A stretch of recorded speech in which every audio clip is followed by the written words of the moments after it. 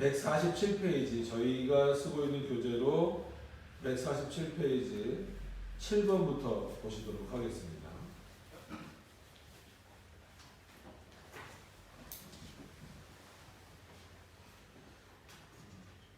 칼빈이 이제 성례에 대해서 옳은 예도 들지만 성례를 잘못 표현하고 있는 부분들도 예를 들고 있기 때문에 잘 이제 구별을 하시면서 보셔야 됩니다.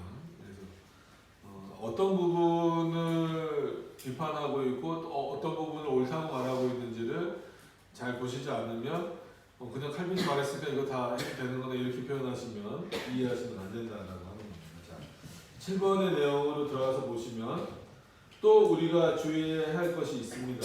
그것은 이 사람들이 성령의 힘을 약화시키고 그 목적을 완전히 바꾼다라고 하는 거죠. 그러니까 왜곡시켜 버린다라고 하는 거예요. 그리고 이들과 반대편에 있는 사람들은 성령의 무엇인지는 모르지만 신비한 능력을 갖다 붙이는 데, 그러니까 성례를 왜곡시키는데 두 가지 방법이 있다라는 거예요. 그러니까 성례의 본질적, 그게 세례가 됐건 성찬이 됐건 이거의 본질적인 의미를 왜곡시켜서 아주 좀 이렇게 좀 이상한 방법으로 만드는 사람들도 있고, 또 하나는 아주 너무 신비롭게 이렇게 만들어서 그냥 눈에 보이는 것에 사람들이 혹하게 만들어 버리는 이런 것도 있다라는 거예요. 두 개 다 오류입니다. 그래서 신비한 능력을 갖다 붙이는데 이것을 하나님이 심으셨다는 말씀을 성경 어디에서도 읽어볼 수가 없다. 그러나 성경은 두 가지 다 제재하지 않는다라고 하는 거예요.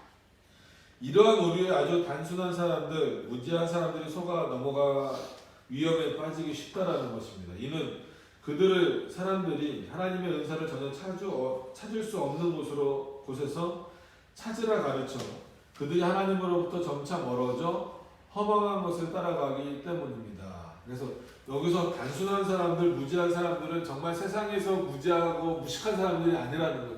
하나님의 말씀을 제대로 모르는 무지한 자들이라는 거예요. 그 사람들에게 오히려 이렇게 성령에 대해서 잘못 말하면 찾을 수 없는 곳에서 찾으라고 말한다는 거예요.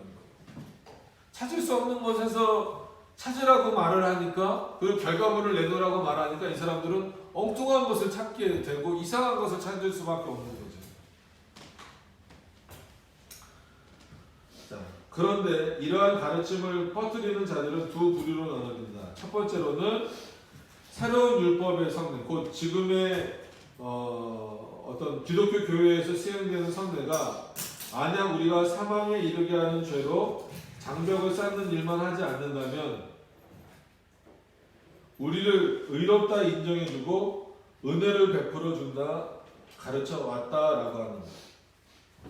일단 이해를 잘 하셔야 돼요. 그러니까 성례가 분명히 우리에게 은혜를 주는 것은 맞습니다. 근데 이 성례가 죄를 마치 용서해 주는 것처럼 말해서는 안 된다라는 거죠. 근데 그렇게 오해시키고 있다라는 거예요. 자, 세례 받았으면 된 거예요. 세례 받았으면 너 이제 구원 받은 거예요. 이렇게 말해버리면 마치 율법을 이룬 것처럼 말해버리면 안 된다는 거예요. 이러한 가르침이 얼마나 해롭고 위험한지는 이루 말할 수 없습니다. 그러나 이러한 말을 더할 수 없는 것은, 더할 수밖에 없는 것은 또 이것이 과거 여러 세기에 걸쳐서 세상 여러 교회에서 교회에 막대한 손실을 입혔기 때문에 그러니까 계속 이 잘못된 것에 대해서 말할 수밖에 없다는. 지금도 마찬가지죠. 지금도 뭐 세례가 됐건 성찬이 됐건 너무나 많이 교회에 해를 주고 있기 때문에 말을 안 할 수가 없는 거예요. 정말 이것은 분명 악마적이다. 사탄적인, 사단의 일이다라는 거예요. 이것이 믿음과 상관없는 의의를 약속함으로써, 그러니까 믿음과 상관없는, 오히려 하나님을 잘 섬기는 차원에서 받는 그리고 행하는 성례임에도 불구하고 오히려 그것이 잘못되면 믿음과 전혀 상관없고 자기 안에서 공로적인 의, 그것도 뭐 좋은 공로가 아니죠. 악한 의로 나와버리는 그런 의가 돼버린다는 거예요. 그래서 믿음과 상관없는 의를 약속함으로써 영혼을 혼란과 심판의 낭떠러지로 몰고 있다라고 합니다. 이런 성례에 참여하는 것이 이렇게 위험하고 이런 성례가 옳다라고 가르치는 자들은 성도를 마치 어디로 끌고 가는 거야? 낭떠러지로 끌고 가서 밀어버리는 거랑 똑같다. 그렇지 않기 위해서 그러면은 성도들도 무지한 가운데 있으면 안 되고 참된 진리가 무엇인지를 아는 그 지식을 계속해서 쌓아 나가야 된다는. 자, 148페이지로 넘어오셔서 성례에 대한 이런 지나친 찬양은 사람들을 언제나 속여왔는데 이런 찬양은 옛날 사람들의 글에서도 읽을 수 있다. 예를 들어 여기서 이제 잘 보셔야 됩니다. 어거스틴의 시편 74편 앞에 그 이제 서문에서 서구의 서문에서 구약 율법의 성례는 단지 구원을 약속했을 뿐이지만 우리의 성례는 구원을 준다라고 했는데 이거는 어거스틴의 말을 오해해서 잘못 오해했기 때문에 이 다음에 이제 이런 오해들이 생긴다는 거예요. 사람들은 이와 같거나 비슷한 표현 방식에 과장이 들어있다는 것을 깨닫지 못한다. 또 자기들의 과장을 거기다 보태서 이상한 말을 낸다. 그래서 옛 사람들이 쓴 글의 의미와는 완전히 다른 의미를 말한다. 이 얘기는 뭐냐면 어거스틴이 시편 73편을 해석하는 데 있어서 뭐라고 표현했냐면 구약의 율법의 성례는 단지 구원을 약속했지만 우리의 성례는 구원을 준다라는 의미를 어떻게 해석했냐라는 거예요. 어떻게 해석했냐면 자 봐라 어거스틴도 지금 신약의 성례는 곧 구원이다 이렇게 해석했다라는 거예요. 이것에 대해서 칼빈은 너희 생각을 가지고 어거스틴의 말을 확대 해석하지 말아라는 거예요. 어거스틴이 신약의 성례는 구원을 말하고 있다라는 그 의미는 너희가 말하는 것처럼 성례는 곧 구원이다, 즉 세례는 곧 구원이다라는 차원에서 말하는 게 아니다라는 거예요. 그러니까 오히려 이렇게 말해서 누구의 말까지 어거스틴이라고 하는 사람의 말까지 지금 너희는 오해시키고 있다라고 하는 거예요. 그러면 어거스틴의 말을 제대로 이해하려면 어떻게 이해되냐면 이렇게 해야 된다는 거예요. 자, 이는 어거스틴이 여기서 한 말의 의미는 그가 다른 곳에서 다섯 번째 이제 서한입니다. 그걸 일일이 지금 다 찾아볼 수가 없어서 한 말의 의미와 다르지 않기 때문이다. 모세의 율법의 성례는 그리스도를 예고한 것이지만 우리의 성례는 그를 선포하는 것이다. 이게 어거스틴의 의미라는 거예요. 어거스틴이 구약의 성례는 구원을 뭐라고요? 약속한 것이지만 신약의 성례는 구원을 주는 것이다 라는 의미는 어떤 의미냐면 모세의 율법, 모세에게 주셨던 그 율법의 성례는 이제 이 땅에 이미 계시지만 이 땅에 오실 그리스도를 예표했다라는 의미에서 쓰여지는 것이고 우리에게 주신 성례는 누가 직접 주신 거예요? 예수 그리스도가 주신 거잖아요. 그렇기 때문에 신약의 성례는 그리스도의 선포다라는 거예요. 그래서 신약의 성례를 행하는 것은 누구를 선포하는 것과 똑같다? 그리스도를 이미 이 땅에 오신 그리스도를 선포하는 것과 똑같다. 구약에는 계셨지만 육신을 입지 않으신 그리스도이기 때문에 이 땅에 오실 그리스도를 말한 것이다라면 신약의 성례는 그의 말씀을 선포하는 것이다. 그런 의미다라고 하는 겁니다. 이것을 오해했다는, 이렇게 해석해야 되는데 이것을 이제 다른 표현으로 오해했다라는 겁니다. 자, 이 말의 의미는 그것은 그를 아직 대망하면서 예표한 것이지만 우리의 성례는 그가 우리의 구주이신, 즉 우리를 구원하신 분임을 증명된 분의 현존을 보여주는 것이다. 즉 그가 실제로 이 땅에 오셔서 우리를 구원하실 분이 실제로 이 땅에 오셨음을 알려주는 게 신약의 성례다라는 거예요. 구약의 성례는 아직 그러니까는 실제로 계시지만, 그러니까 실제로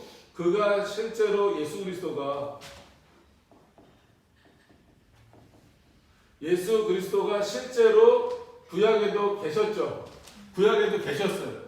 근데 이 구약의 이제 율법에 따른 성례라고 하는 것은 실제로 계시지만 눈으로는 볼 수 없잖아요.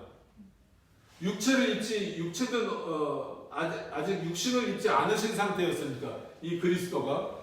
그렇기 때문에 이 구약의 성례는 이 그리스도 분명히 계시지만 육신을 입지 않은 이 그리스도가 우리에게 오실 것이다라고 하는 것을 보여주는 것이고, 신약의 성례는 다 실제지만 예수 그리스도가 육신을 입고 오셨잖아요. 그것을 이제 현존이라는 표현으로 지금 오늘 본문에서 표현하는 거잖아요. 현존하는 그 그리스도가 직접 명령하신 거잖아요. 직접 선포하신 거잖아요. 그런 차원에서 이 성례 안에는 뭐가 있다라고 하는 거예요? 신약의 성례 안에는 구원의 선포가 있다라는 그런 의미다라는 거예요. 어거스틴은 지금 그 얘기를 하고 있는 것이지, 시편 주석에서 너희처럼 구약은 뭔가를 예표하는 것이고 신약은 성례가 곧 구원이야, 이런 얘기가 아니다라는 거예요. 오히려 신약의 성례를 통하여서 누가 선포된다라는 거예요? 그리스도가 이 땅에 오셨음을 선포하는 것이고, 그가 우리의 주되심을 선포하시는 거고, 그가 우리의 중보자이심을 선포하는 것이다 라고 이해하고 해석하라는 거예요. 이 사실은 어거스틴 글의 이 개소를, 그래서 여기서 말하는 게 한문이기 때문에 그렇죠. 여러 가지 글들을 보면 더 살핌으로써 알 수 있다라는 거예요. 그러니까 누구의 글을 볼 때 이렇게 하라는 거죠. 어떤 한 문장만 딱 보지 말고 그 사람의 최소한 그 글 전체 아니면 다른 글들을 살펴서 그 의미를 해석해야 된다는 거예요. 그러니까 오늘도 솔직한 얘기로 74편, 그러니까 시편 73편의 그 해석 부분만 보면 그래 너희처럼 오해할 수도 있는데, 칼빈의 개서라는 것은 여러 부분들을 살펴보면 그렇게 해석할 수 없다. 그러니까 어거스틴의 의도를 알기 때문에 어거스틴의 전체 글들을 좀 잘 보면서 해석하라. 칼빈이 지금 그 얘기를 하는 겁니다. 그래서 그 어거스틴의 설교를 보면 이렇게 나왔다라는 거죠. 유대인들의, 그러니까 요한복음 강론이, 이거는 이제 어거스틴의 글입니다. 유대인들의 성례는 표상에서는 다르지만 그것이 지시하는 대상에서는 같다. 가시적 모양에서는 다르지만 영적인 능력에서는 같다. 이거는 늘 우리가 말하는 그런 내용입니다. 그러니까 신약과 구약의 어떤 성례가 실현되는 방식이 다르지만 그 영적인 의미나 이런 그 대상으로서는 분명히 같다. 자신의 백성에게 주시는 것이고 영적인 의미로서는 분명히 똑같다라고 요한복음 강론에서 어거스틴이 이렇게 말하고 있다. 이런 글들을 보면 너희 주장, 즉 로마 카톨릭이 주장하는 내용은 오히려 더 틀렸다라고 말하는 거예요. 로마 카톨릭도 어거스틴의 글을 인용하면서 봐라, 어거스틴도 세례가 곧 구원이라고 말하지 않느냐라고 지금 근거를 대는 것에 대해서 칼빈이 거꾸로 비판을 하는, 어거스틴 그런 의미로 말하지 않았다라는 거예요. 이런 걸 보는 게 좀 어렵지만 중요합니다. 그래서 자, 이런 까닭에 성례의 역할은 하나님의 말씀의 역할과 다르지 않다는 사실이 확고한 원칙으로 자리 잡고 있어야 할 것이다. 그래서 성례는 늘 뭐라고 말씀드렸어요? 보이는 말씀이다. 그러니까 이 보이는 말씀이 제대로 실행되기 위해서는 반드시 올바른 말씀의 선포와 더불어서 그 성례 자체도 하나님의 말씀에서 벗어나면 안 된다라고 하는 거예요. 자, 그것은 우리에게 그리스도를 나타내는 것, 보여주는 것, 또 그분 안에서 하늘의 은혜의 보화를 공급하고 제시하는 것이다. 하지만 믿음으로 받지 않는 사람들에게는 성례가 아무런 가치도 유익도 없다라고 하는 거예요. 그러니까 성례를 통하여서 그리스도가 우리에게 나타내고 가시적 눈으로 보이시진 않지만 세례나 성찬을 통해서 그리스도가 우리와 함께 계시는구나 라고 하는 것을 깨닫는 것 자체가 그리스도를 나타나는 것, 보여주는 것, 그분 안에서 하늘의 모든 보화가 우리들에게 공급되고 있다라고 하는 것을 깨닫는 것이다라는 거예요. 이게 성례가 주는 유익인데, 이런 유익이 너희들에게 없다면 그건 너희가 믿음이 없는 것이지 그리스도의 능력이 없는 게 아니다라는 거예요. 또 두 번째 부류의 사람들이 저지르는 오류는 그처럼 치명적이지는 않지만 그래도 오류는 오류다. 뭐라고 말하냐면 성내에는 어떤 비밀한 능력이 연결 내지 부착되어 있어서 그것을 통해 성령의 은혜가 나누어지되 마치 포도주가 잔에 부어지는 것 같다. 그러니까 이 정도 수준에 머물러서도 안 되는데 이렇게만 이해하는 것도 오류긴 오류다라고 하는 거예요. 그러니까 마치 물질로 환원 바꿔버리면 안 된다는 거예요. 그러니까 거꾸로 이 포도주가 뭘 의미하느냐라고 하는 것이 중요한 거예요. 이 포도주는 예수 그리스도의 피를 의미하는 것이고 그 피는 바로 우리의 죄를 씻어주심을 의미하는 것이다. 이게 올바른 건데 거꾸로 와서 그리스도의 은혜가 나눠주시는 것은 마치 이 잔에 포도주를 붓는 것과 똑같다.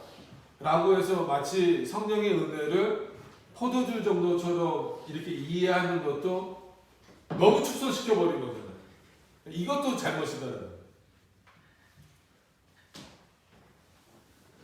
그러면 굉장히 조심스러운 거예요. 세례도 그렇고 성찬도 그렇고 이런 부분에 있어서 뭔가를 약화시키는 것도 문제고 너무 말도 안 되게 막 확장시키는 것도 문제고 성경에 없는 내용을 끄집어 들여오는 것도 문제입니다.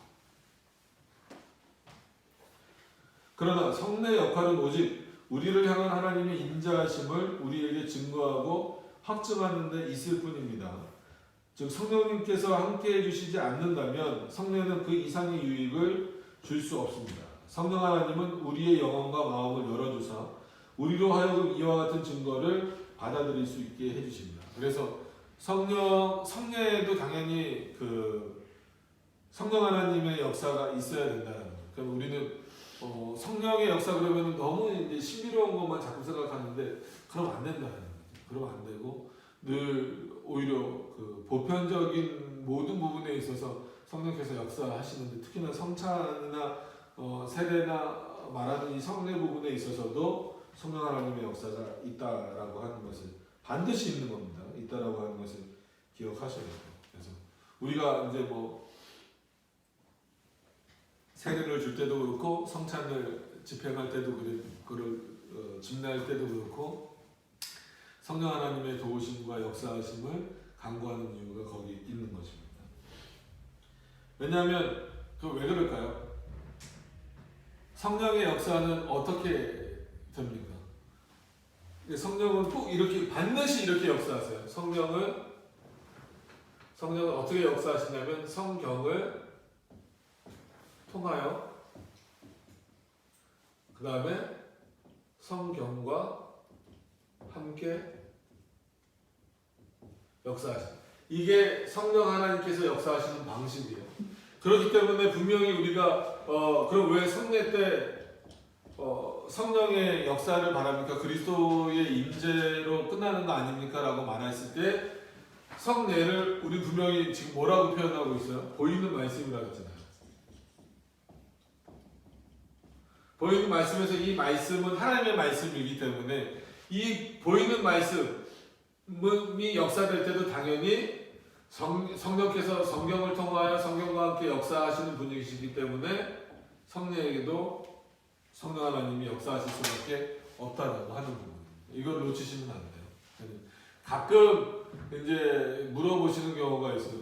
성례는 그리스도의 임재로 그냥 끝나는 거 아닙니까? 그거는 이제 삼위일체 위격을 너무 이렇게 확 나눠버리는 것도 있지만 말씀이 역사되어진다라는 그 의미를 잘 이해를 못하기 때문에 그래요. 말씀이 역사되어진다라고 했을 때에는 성령께서 역사하신다는 의미예요. 그럼 성령의 역사는 어떤 역사냐면 성경을 통하여 역사하시고 성경과 함께 역사하시는 거예요. 그런데 이거 하나만으로도 은사주의, 신비주의는 전부 다 비판이 되는 거예요. 왜냐하면 은사주의자들은 성경 없잖아요. 성경 필요 없잖아요. 그냥 가서 물어보면 되잖아요. 가서 막 기도받으면 되잖아요. 그런 차원에서 성령이 역사하시지 않는다는 거예요. 절대 그렇게 역사하시지 않습니다. 일반적으로는 약간 좀 또 다른 방식이긴 하지만 성경을 통하여 역사하신다라고 했을 때 그렇다. 그러니까 성령도 보이는 말씀이기 때문에 당연히 성령 하나님이 그리스도의 능력이 부족해서가 아니라 성령 하나님이 역사하셔서 누구를 알게 하시는 거, 그리스도를 알게 하시는 방식이다라고 하는 거예요. 자, 거기는 또 하나님의 여러 가지 다양한 은사가 밝히 드러납니다. 성례는 마치 일종의 사자와도 같아서 하나님의 풍성하심으로 말미암아 우리에게 주어지는 것을 비록 가져다 주지는 않지만 전달하고 제시한다. 그러니까 여기서 사자는 그런 표현 많이 쓰잖아요. 뭘 이렇게 전달해 주는 역할을 하는. 그래서 성례에는 그런 역할도 있다라는 거예요. 이렇게 전해주는 역할. 하나님의 어떤 그런 은혜와 이런 내용들을 전달해 주는 역할도 하는데 그런 모든 것들을 또 누가 하시냐면 성령 하나님께서 하신다는 거예요. 성례가 성령을 모든 사람들에게 구별 없이 모셔다 주는 것은 아니다. 이건 누구에게 그럼 주는 걸까요? 성령께서 모두에게 성례의 은혜를 주시는 건 아니에요. 특자들에게 주시는 거예요. 분명히 기억을 하셔야 됩니다. 우리가 제한 속죄를 말할 때는 제한 속죄는 단순히 구원에만 있는 게 아니에요. 모든 부분에 있어서 마찬가지예요. 설교를 들을 때 조명하심에도 마찬가지고 이런 성례의 은혜를 대상으로 했을 때에도 마찬가지입니다. 아무에게나 다 주시는 게 아니에요. 자신의 백성에게만 주시는 그런 차원이라고 하는 것을 기억하셔야 됩니다. 도리어 주님은 특별히 당신의 백성에게 성령을 선사하신다. 성령은 하나님의 은사를 가지고 오시는 분이십니다. 라고 하는 겁니다. 그는 우리에게 성례를 받을 자리를 허락하시고 성례로 하여금 열매를 맺게 만들어주시는 거예요. 누가? 성령 하나님께서 허락해 주시는 거예요. 그가 허락해 주시지 않으면 그러니까 성찬의 눈에 보이는 성찬의 자리, 세례의 자리에는 참여할 수 있어요. 그러나 하나님이 허락하시지 않으면 그런 은혜를 받을 수가 있다는 거예요. 없다는 거예요. 누릴 수도 없고. 이게 성령께서 그렇게 하시는 일이다라고 하는 거예요. 8번째 8번으로 넘어가서 보시면 성례라는 용어는 여태 우리가 그 개념에 대해 논한 것과 같이 하나님이 사람들에게 당신이 하신 약속의 신실성에 관해 좀 더 확실하고 분명하게 해주시기 위해 지금까지 보여주신 모든 표상을 다 포괄한다. 물론 하나님은 자연적 사물을 표상으로 삼을 때가 종종 있었고 기적을 통해 표상을 보여주실 때도 종종 있었다. 첫 번째 종류의 것으로 예를 들어 아담과 하와에게 불가사성의 보증으로 생명나무를 주셨다. 그러니까 여기서 우리가 말할 때도 보통 세례와 성찬은 신약 시대에만 생긴 것이다 라고 생각을 하는데 지금 우리가 하는 어떤 보여지는 형태로서 가시적 형태로서의 세례와 성찬은 신약 시대도 아니에요. 예수님이 그 최후의 만찬 때 하신 그 이후거든요. 그건 맞아요. 그러나 방법이, 그러니까 보여지는, 행해지는 방법이 달라진 것이지, 그 본질적인 의미로서는 이미 예전부터 있었다라는 거예요. 구약시대부터 있었고, 언제부터 있었냐면, 우리가 잘 아는 창세기, 단순히 창세기가 아니죠. 에덴 동산에도 성례가 있었다라는 거예요. 그러니까 우리는 성례 그러면 성찬하고 세례에만 딱 꽂혀 있는 거예요. 그것만이다. 우리는 두 가지 성례니까 교회에서 그렇게 배웠으니까 세례와 성찬 아니면 다 성례 아니야. 물론 그런 개념을 갖고 계셔야 돼요. 그래야 이제 잘못된 성례를 비판할 수 있지만 구약에는 그런 세례와 성찬은 없었잖아요. 할례라는 것으로 대신했었잖아요. 그래서 성례라는 개념을 먼저 잡으시라는 성례는 바로 하나님께서 자신의 백성임을 우리 스스로에게 확인시켜 주시고 늘 은혜를 베풀어 주시는 방식으로 성례를 사용하셨기 때문에 보여지는 현상은 시대에 따라서 달라질 수 있다는 거예요. 물론 예수님이 선포하신 이후에는 달라지면 됩니까? 안 됩니까? 그 이후에는 달라지지 않아요. 그러나 구약시대에는 여러 표상과 현상으로 있었다는 거예요. 그게 대표적인 예로서 칼빈도 그렇고 종교개혁자들은 에덴 동산에도 성례가 있었다.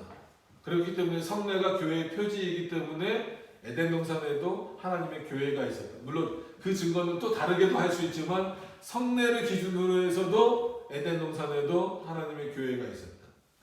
교회를 우리가 정의할 때는 하나님이 계시고 그의 백성이 있는 것이 곧 교회거든요. 근데 이제 은혜의 표지로 말하고 교회의 표지로 말할 때에도 얼마든지 성립하는데 성례를 표현할 때도 마찬가지다. 뭐 에덴 동산에서 성찬을 했습니까? 세례를 했습니까? 그걸 말하는 것이 아니고 하나님이 자신의 백성으로 삼는 내용을 보여주시는데 그게 첫 번째 뭐라고요? 예를 들어 아담과 하와에게 불가사성의 보증, 즉 영원히 산다라는 그 보증으로서 생명나무를 주셨다라는 거예요. 이게 구약의 성례다라는 거예요. 에덴 동산의 성례다라는 거예요. 어떤 의미인지 아시겠죠?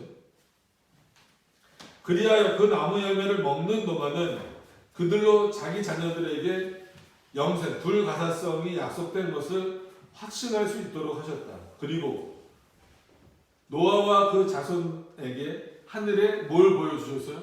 무지개를 보여주심으로 통해서 그 이후로는 홍수로 땅을 멸망시키지 않으신다라는 증표로 주셨을 때도 마찬가지다. 이게 구약의 성례다라고 하는 거예요. 지금 무지개 보는 거랑 다릅니다. 지금 무지개 봤다고 저걸 하나님의 성례다. 그럼 큰일 나요. 지금 그러라는 얘기가 아니고 이때 구약 시대는 이렇게 다양한 방식으로 있었다라는 거예요. 자, 이런 것을 아담과 노아는 성례로 여겼다라고 하는 거예요. 그래서 성경의 해석이 이만큼 중요합니다. 결국은 우리가 오전 예배 끝나고 쉬는 시간에도 잠깐 말씀을 나눴지만 왜 같은 성경을 들고 있으면서 참 다르게 해석이 나올까 라고 한 이유는 그만큼 사람이 다양하기 때문에 그래요. 사고가 다양하기 때문에. 그런 다양함에 빠지지 않고 하나님의 한 뜻을, 말씀하신 자의 뜻을 찾기 위해서 그래서 교리라고 하는 해석의 일관성을 우리가 일치성을 찾으려고 하는 거거든요. 근데 우리끼리의 일치가 아니라 하나님의 뜻에 가장 합당한 일치를 찾기 위해서 바른 교리를 찾는 것이 중요하더라고요. 왜냐하면 로마 가톨릭의 교리가 있잖아요. 그럼 로마 가톨릭은 성경을 해석을 할 때 자기네 교리로 해석을 하는 거예요. 그러니까 성경 해석이 그렇게 나오는 거예요. 성례를 예를 들면 곧 세례는 곧 구원이다 이렇게 해석이 나오는 거예요. 왜 천주교는 일관되게 그렇게 해석하냐면 그게 천주교 교리니까. 우리는 그래서 그렇게 해석하지 않는 이유는 우리는 그런 교리를 가지고 있지 않고 하나님의 말씀 자체를 그대로 받아들이는 그런 교리를 가지고 있습니다. 그럼 아까 이제 잠깐 얘기 나눴던 WCC나 이런 데는 같은 성경을 들고 있으면서도 그런 교리가 없는 거예요. 인간적인 이성적인 그런 교리를 갖고 있다 보니까 그냥 뭐 하나님이나 부처나 뭐 그냥 다 구원이 있다 이렇게 그냥 보게 되는 거예요. 그래서 이 교리의 중요성 그리고 성경 해석의 중요성은 다시 한번 뭐 강조를 해도 지나치질 않아요. 그래서 여기서도 말하는 것처럼 이런 것을 아담과 노아는 성례로 여겼다라고 하는. 물론 이거를 하나님의 뭐 언약이라고 볼 수도 있고 다 볼 수 있지만 또 결국 언약이라고 하는 것도 뭐겠습니까? 무지개 언약 뭐 이렇게 보통 말하잖아요. 그 언약도 뭐겠어요? 내가 그렇게 하지 않겠다. 뭐 내가 그렇게 하겠다라는 하나님 약속이잖아요. 그 약속은 뭐예요? 자신의 백성과 맺으시는 거란 말이에요. 자신의 백성에게 맺으시는 그 약속이기 때문에 그건 뭐예요? 맺어진 백성으로 하여금 뭘 갖게 하는 거예요?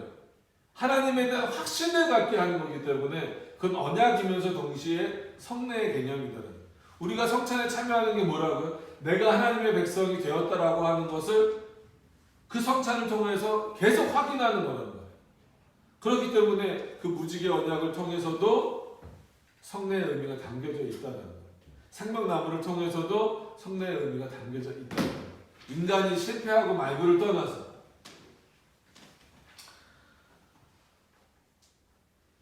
자, 그렇다고 나무가 그들에게 불가사성, 즉 영원히 사는 것을 주는 것은 절대 아닙니다. 그죠? 생명나무 자체에, 그러니까 오해하시면은 안 되는 게 오해하지 말라고 하나님도 그렇게 하셨지만 생명나무 자체가 정말 생명력이 있는 겁니까? 아니에요. 그런 오해하지 말라는 거예요. 선과 악을 알게 하는 나무 자체가 악을 가져다 주는 겁니까? 아니에요. 어떻게 보면 생명나무나 선과 악을 알게 하는 나무나 똑같은 나무입니다. 근데 하나님이 이 나무를 먹으면 너희가 살 것이고 이 나무 열매를 먹으면 너희가 죽을 것이라고 누가 명령하신 거예요? 하나님이 명령하셨지. 이거는 그냥 나무예요. 언제나 나무예요, 나무. 근데 사람들은 이 나무 자체가 뭔가 다를 거라고 생각을 하고 이 나무 자체에 뭔가 효능이 있을 거다라고 자꾸 생각을 하니까 문제가 생기는 거예요. 그러니까 하나님이 화양검으로 가둬놓으시는 그런 방식을 쓰시는 거잖아요. 근데 사람들은 자꾸 그렇지 않아요. 그래서 이렇게 이런 나무도 늘 말씀드리지만 이거를 자꾸 성물이라고 해요. 그럼 여러분들이 앉아 계신 거는 속된 겁니까? 아니잖아요. 그냥 이것도 나무예요, 나무. 앉아 계신 나무나 의자를 만든 나무나 이걸 만든 나무나 똑같은 나무라고요. 나무의 종류는 달라질 수 있어요. 이게 능력이 있는 겁니까? 아니잖아요. 여기서 선포되어지는 말씀이 능력이 있는 거지. 이거는 아무런 의미가 없어요. 그래서 점점 강대상이 화려해지고 크잖아요. 이것도 저는 큰 맘 먹고 산 건데 저는 요만한 거 살려고 그랬어요. 근데 제 몸이 안 가려져요. 조그만 거 살려는데 놓기도 불편하고. 그래서 요 정도 크기 되는 걸 샀는데 여러분 교회 지면은 요즘엔 제일 먼저 뭐예요? 강대상 화려한 거 하려고 하잖아요. 크리스탈 몇 천만 원 내서 몇 억 가는 것도 있어요. 그럼 그게 뭐 능력이 있습니까? 아니에요. 그건 그냥 크리스탈이고 나무에 불과한 거예요. 거기 서서 설교하면 뭐 더 잘 돼요? 근데 자꾸 그런 오류에 빠지는 것 같아요.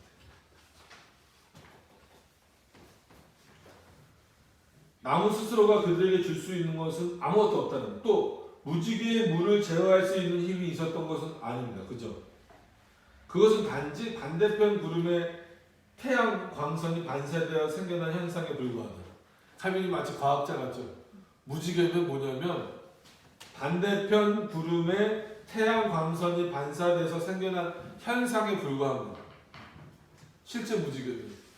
그때 노아에게 그 무지개를 보여주시면서 말씀하신 내용이 중요한 것이지 무지개가 중요한 게 아니라는 거예요. 그 무지개 그려놓지 말라는 거예요. 교회 안에다가. 근데 우리는 자꾸 교회 안에다가 무지개 그려놓잖아요. 그러니까 그게 왜곡돼서 동성애자들이 거기서 무지개 색깔이 몇 개입니까? 7개잖아요. 근데 동성애 무지개는 몇 개예요? 색깔은? 모르셔도 됩니다. 그지? 뭐 3개인가 4개인가 되잖아요. 그러니까는 아주 그게 광명의 천사처럼 바꿔놔 버렸잖아요. 우리가 무지개에다가 자꾸 보여지는 무지개에다가 의미를 더 버리니까 사단이 그거 교묘하게 사용해 버리잖아요. 왜 그러냐는 거예요. 왜 자꾸.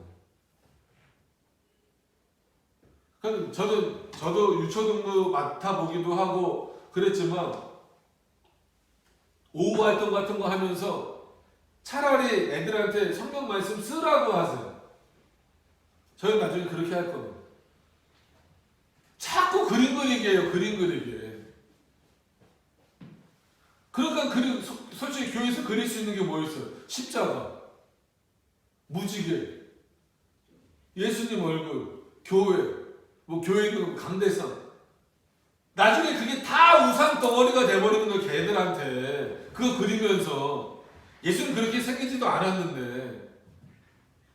그래서 제가 학생부 맡았을 때 그런 적이 있었다 그랬잖아요. 어떤 애가 뭐 추수감사절만 되면 과일 갖다가 뭐 강대상 꾸미고 난리도 아니잖아요. 저희 그거 하지 않는 이유가 뭐냐면요. 장로님 아들이에요. 어렸을 때부터 모태신앙으로 자라온 아이예요. 그거는 믿음 나름대로 좋겠죠. 좋겠다라고 하겠죠.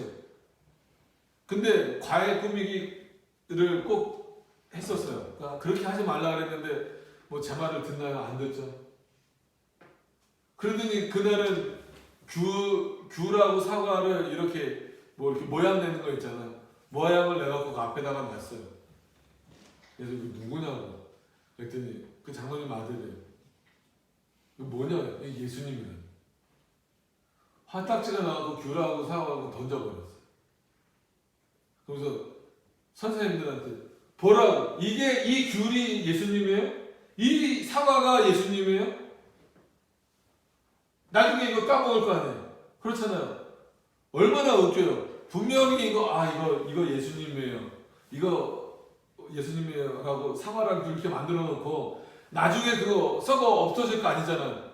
장식 끝난 다음에 어떻게 자기네들이 까먹잖아요. 그럼 예수님 까먹는 거예요? 예수님 칼로 베껴 먹는 거예요? 그럼 그 학생이 왜 그런 사고를 갖게 됐을까요? 어렸을 때부터 익숙하게 그거 해서 그래요. 매년 추수감사절 때 되면 그냥 과일 갖다가 교회에다 넣는 게 아니라 무슨 프로그램 하는 거예요. 그거 갖고 무슨 꾸미기 같은 거. 결과물이 뭐예요? 그 아이의 신앙을 결정하는 결과물이 뭐가 되어버렸냐는 거예요. 귤 껍데기를 이렇게 깎아놓고 예수님이라고 하는 그 정도 수준으로 만들어버린 거예요. 귤이 무슨 능력이 있는 거예요? 사과가 무슨 능력이 있는 거예요? 오늘 칼빈이 얼마나 냉소적으로 표현을 합니까? 무지개가 물을 제어할 수 있느냐? 나무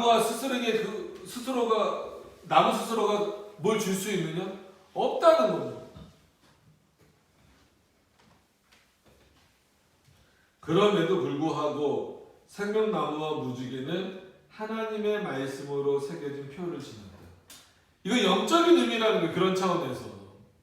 이게 성례의 의미지, 성례의 의미를 이렇게 왜곡하지 말라는 거예요.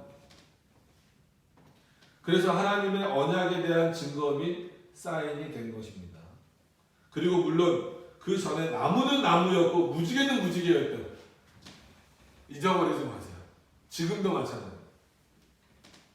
그러나 일단 하나님의 말씀이 새겨지자 새로운 모양을 지니게 되었고 전과는 다른 새로운 존재로 새로운 모습으로 존재하게 되었다. 오해하지 마세요. 의미가 그렇게 됐다는 겁니다. 이런 말이 헛되다는 생각을 하는 사람이 없도록 오늘날도 무지개는 주님이 노아와 맺으신 언약을 우리에게 증거해 준다. 그러니까 무지개가 무슨 능력이 있다는 것이 아니라 그 무지개를 하면 뭐가 생각이 나야 되는 거예요? 하나님 언약이 생각이 나야 되는 거예요. 아시겠어요? 저 무지개가 능력이 있는 애가 아니라는 거예요. 그래서 우리는 무지개를 볼 때마다 하나님이 하신 다음과 같은 약속을 거기서 읽는다. 표현 멋있잖아요. 여러분 무지개를 보고 감탄하는 게 아니라 거기서 하나님의 말씀을 읽어내라는 거예요. 땅이 홍수로는 결코 망하지 않을 것이다. 이 하나님의 약속을 읽어내라는 거예요. 이게 믿음의 수준이에요. 이게 그리스도인들이 한마디로 세상을 바라보고 어떤 현상을 바라보는 거지. 그럼 무지개 보고 소원 빌고 정신 나가는.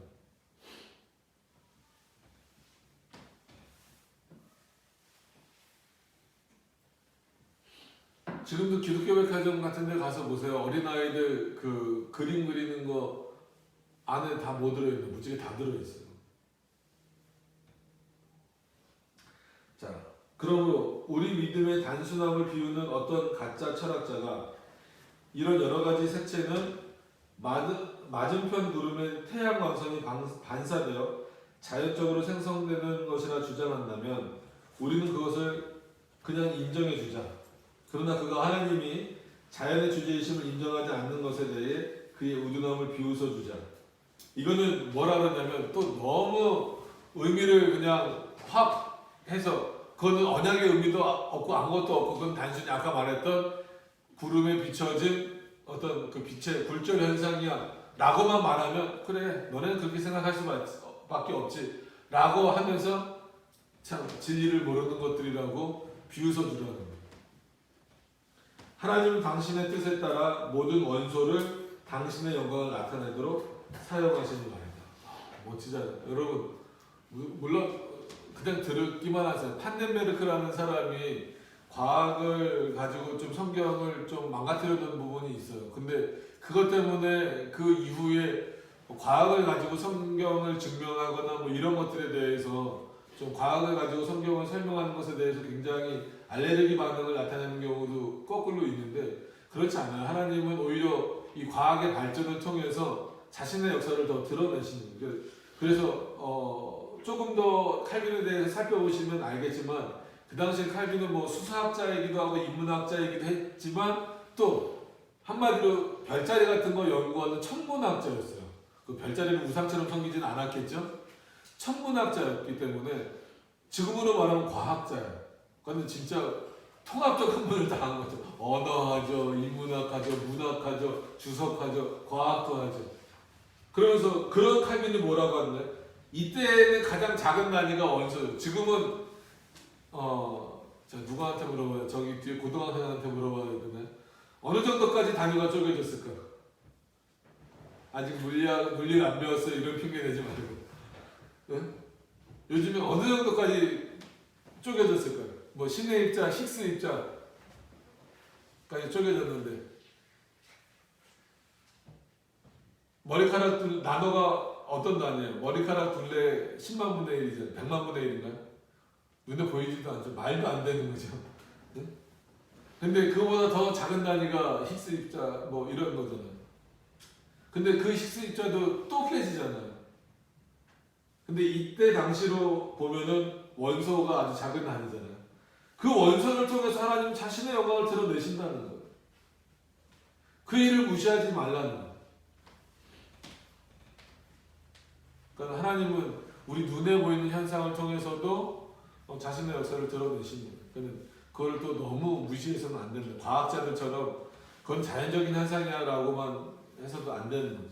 그러니까 양쪽이 다 문제인 거예요. 그거는 과학적인 현상이야라고 해서 하나님의 능력이 아닌 것처럼 말하는 것도 문제고, 또 한편으로는 그걸 너무 막 우상처럼 맹신하는 것도 문제다라고 하는 거예요.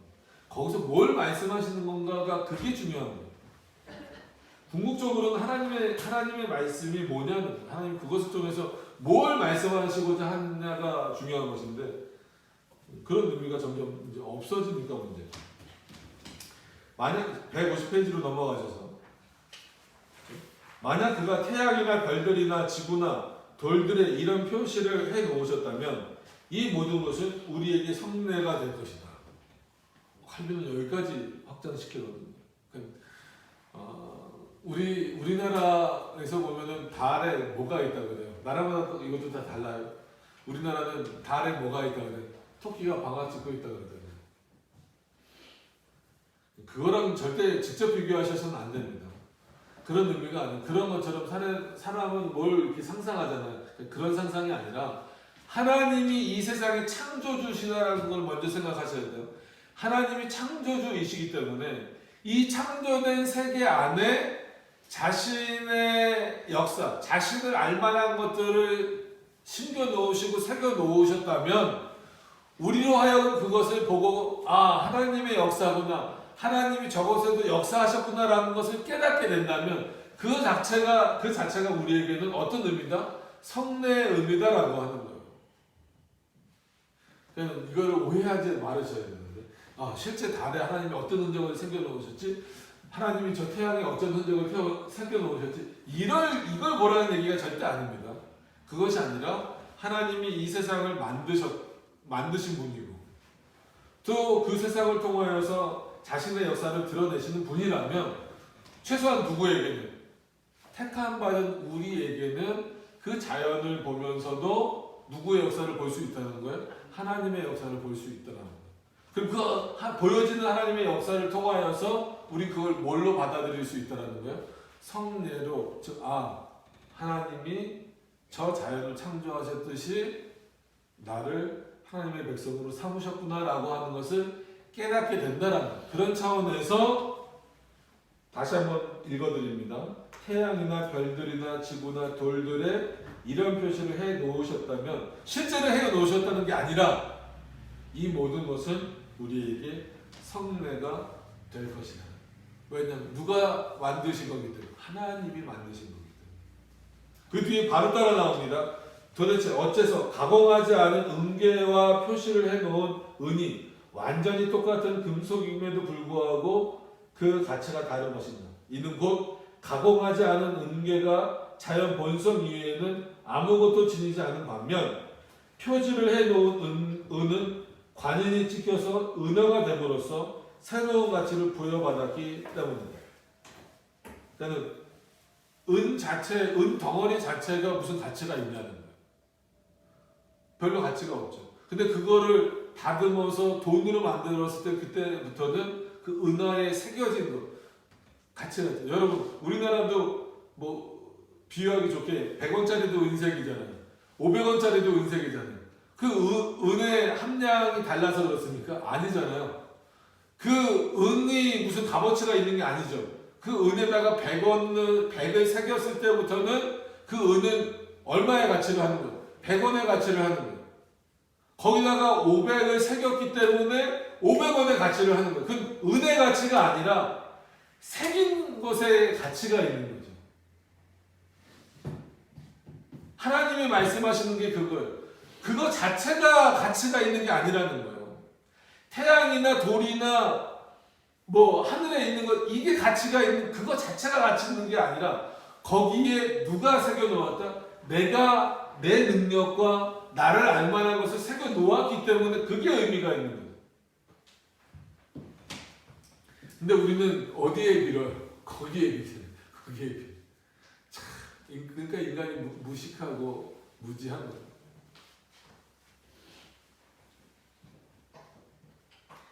하나님께서도 당신의 피조물에 당신의 말씀으로 표시를 하사 전에는 그저 단순한 원소였던 것을 성례가 되게 하는 것이 불가능한 것이다. 가능하다라는 거예요. 이렇다라고 해서 지금 우리가 두 가지 성례 이상을 말하는 건 절대 아닙니다. 그러니까 성례라는 그 본질적인 의미를 계속 좀 이해하시라라는 의미에서 말씀을 드리는 겁니다. 자, 두 번째 종류의 예로는 하나님이 기드온에게 승리를 약속하시기 위해 양털을 이슬로 적시면서 땅을 마르게 하시고 다시 땅을 적게 하시면서 양털을 마르게 하신 것을 들 수 있다. 이거를 어떻게 과학적으로 설명할 수 있을까요? 그죠? 불가능하잖아요. 히스기야에게는 건강을 약속하시기 위해서 이령표의 해 그림자를 10도 뒤로 물러가게 하셨다. 이게 뭐 나중에 과학자들 연구해서 밝혀졌다. 그렇기 때문에 사실이다. 그래서 믿는 건 믿음이 아닙니다. 그죠? 성경에서 그렇게 말하니까 믿는 거예요. 자, 이런 일들이 그들의 믿음을 북돋우고 견고하게 하기 위한 것이었으므로 역시 성례였다. 오해하시면 안 돼요. 이런 게 구약의 어떤 그 성례 형태로 보여졌을 뿐이다. 지금 이걸 기대하시면 안 됩니다. 지금 이거를 가지고 지금 이런 현상을 만약에 이런 비슷한 현상이 일어났다라고 해서 이걸 가지고 성례라고 말하면 안 된다는 거예요. 지금은. 왜 그럴까요? 예수님이 친히 세례와 성찬을 성례로 이제는 선포하셨기 때문에 구약은 그렇지 않았을 때고.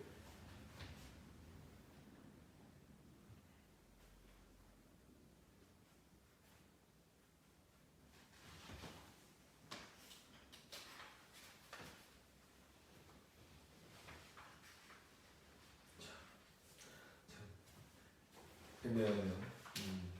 남은 부분 애매해서